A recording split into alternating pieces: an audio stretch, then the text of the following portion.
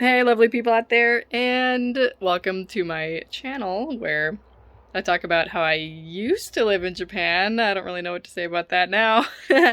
And, world travel, all that stuff. I just wanted to do a quick little video just because I haven't made one recently, and this is going to be my first video since moving back to my house. So I haven't left my house yet.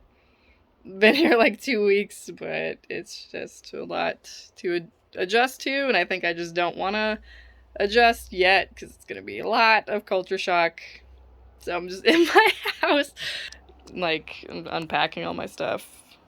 You know, for like 67 kilograms of luggage, it's not that bad. It's not that bad yet, but still adjusting. I really need to organize everything. This is just a big old cluster blah. But yeah, so in this video, I just wanted to talk a little bit quickly about my experiences leaving Jet, and I want to talk about, yeah, basically just my experiences leaving Jet, what was going on, and then the direction I want to go with the channel. Wow, that lighting is absolutely terrible, so let's move over here. But, so, yeah, first, my experiences leaving Jet, so I'm a little more, like, put together now.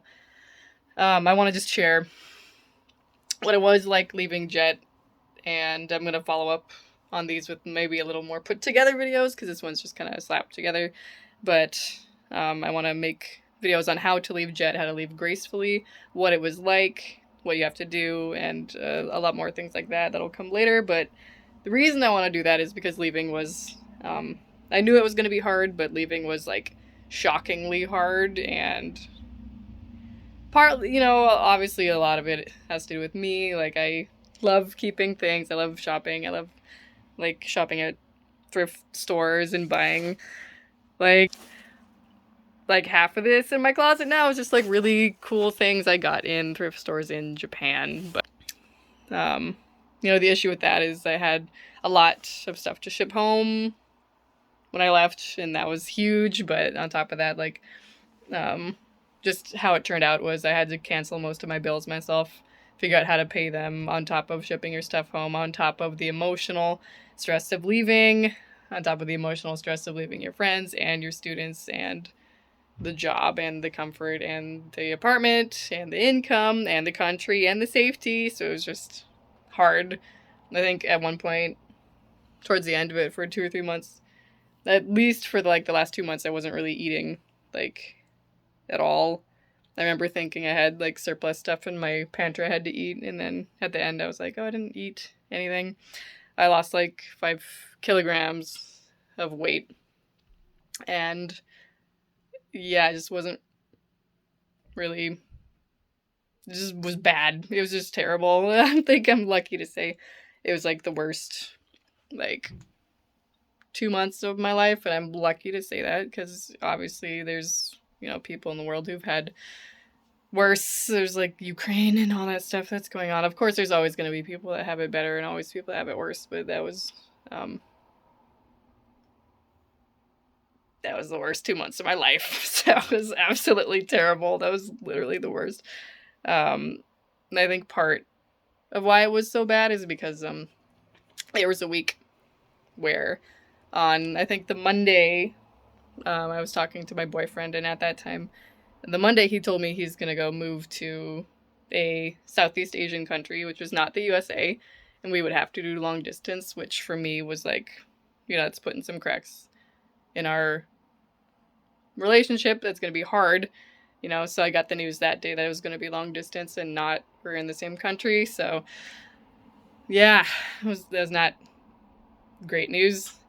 And the day after that, on Tuesday, I had to say goodbye to my favorite Sanansei Ichikumi kids, who are just like, they're magical. Like, the homeroom teacher is one of my favorite JTEs that I ever worked with. He's just really funny and charming. The kids are just like their own character. They're very themselves. You know, if they want to be weird, they'll be weird. If they want to be outgoing, they'll be outgoing. They're just so Genki and so cheerful and so cute, and they're just their own personality, and they're not afraid to speak, and they're not afraid to talk to you. They're not afraid to just say whatever's on their mind. Like, I would go like, yeah, to one of the girls, and she'd be like, yeah, back to me. Another one made a card for me and tea when we left, and it just has pictures of us all together being goofy. So those kids are great. So, like, we had to say goodbye to them, and I just was like blinking a lot so I wasn't crying my eyes out when we were saying goodbye. And after it, like, after we had to say goodbye to the kids and tell them, like, you know, it's not goodbye, we'll be back, hopefully. But, you know, we told them, like, just try your best, and, you know, if you want to be yourself, like, don't be afraid to continue being yourself, especially in Japan, in a country where arguably it's better to blend in. So we tried to remind the kids that, you know, at least from our cultural perspective, it's okay for them to be themselves, and it's okay for them to, you know, just be their own personality as long as they're not hurting anyone else. So me and T, like, said that to them and gave them our little farewell, and then we just went to the bathroom that was maybe like 3 or 4 meters down the hallway after class ended, and we just cried for like an hour. You know, and it's good. Ultimately, that stress was good because we had something beautiful, and we still do. It just changed. But it was hard. It's really hard saying goodbye to the kids, especially when they're that amazing. Like, they're just great. I just can't explain other than they're just crazy and they're great. And I love them because I'm crazy too. But so that was Tuesday. I was saying bye to the kids. And then Wednesday, I was told that my grandma was admitted to the hospital. So I think that was the nail where I just was like, my brain was like, I'm done. I'm out. No. So, like, I went to work because, you know, that's what you do. You gotta work. But I just was so fucking already done that people were talking to me, and I just was like, I'm not, nope. That wasn't polite. That wasn't anything, and sorry for anyone that you guys had to deal with me, my coworkers, T and Ray. I'm sorry that you guys had to deal with me that day when I just was like unable to process anything. Like, they were asking if I was okay. I just was like, no, I'm not. And then we had first period, and I had to go to the science room, and I just was in the room like crying already. And then they were like, you just should go. You should go home. And I did. And yeah. You know, what was great, though, was having, like, the support, I think, of my JTEs and of them. Because definitely I think I couldn't have gotten through that day without their support. Like, they just hugged me and they're like, you just need to leave. So that was really, really great. So, like, all that on top of then continuing to plan to leave because you have to. You cannot stop. You need to pack. You need to clean. And then 2 weeks after that, my grandma passed away, and I'm still in Japan. And that was the first thing I was going to do when I went home, was I was going to see her and talk to her. But then she died. So, you know, there's nothing I can do. You know, it was at first hard. Because that was the first thing I wanted to do. But I realized you just can't control it. Ooh, I had to pause for a second there. But yeah, I guess at first I was just so incredibly, fumingly angry. But the worst part was that I was fumingly angry at, there's nothing to be angry at. There was no person. There's no anything. So I just, that was the hard part, is I had nowhere to vent it and nowhere to direct the rage and the feeling. So my friends, I think, helped me get through all that. Some of my best friends here listened to me and brought me food because I wasn't eating. I wouldn't have eaten, like, for a whole day if they didn't bring me, like, little curry pans and stuff. And then, like, they came over and they're like, you know, just let it out. And I wouldn't have ever done that. I wouldn't have ever let it out until they came over. So there was, like, a blessing. They're like an angel.